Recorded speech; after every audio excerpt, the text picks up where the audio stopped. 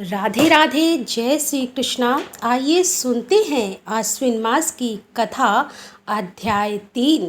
ये कथा धार्मिक भावनाओं से जुड़ी है और श्रवण मात्र से पापों का नाश तथा पुण्य की प्राप्ति होती है। प्राचीन काल की बात है। एक नगर में एक साहूकार रहता था। उसके पास अपार धन दौलत था, परंतु उसका स्वभाव अत्यंत कठोर और अभिमानी था। वह किसी को दान नहीं देता था और गरीबों को देखकर भी दया नहीं करता था। समय बीतता गया और एक दिन उसकी संपत्ति धीरे धीरे नष्ट होने लगी। परिवार में कलह बढ़ गए और उसका स्वास्थ्य भी बिगड़ गया। आखिरकार वह निर्धन हो गया।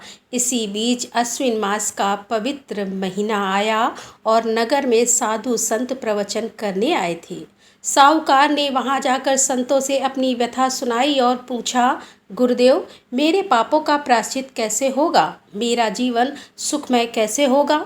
संत बोले, हे वत्स, अश्वनी मास में श्री विष्णु की आराधना, देवी दुर्गा की भक्ति और दान पुण्य करने से सब दुख दूर हो जाते हैं।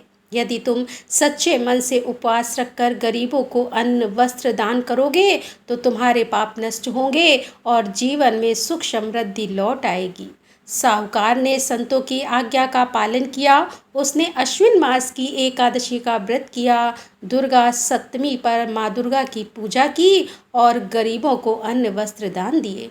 कुछ ही समय बाद उसका जीवन बदल गया। घर में सुख शांति आ गई, धन धान से भरपूर हो गया और परिवार में भी प्रेम लौट आया। इस प्रकार जो मनुष्य अश्वनी मास में श्रद्धा और विश्वास के साथ व्रत, पूजा और दान करता है, उसके पाप नष्ट होकर पुण्य की वृद्धि होती है।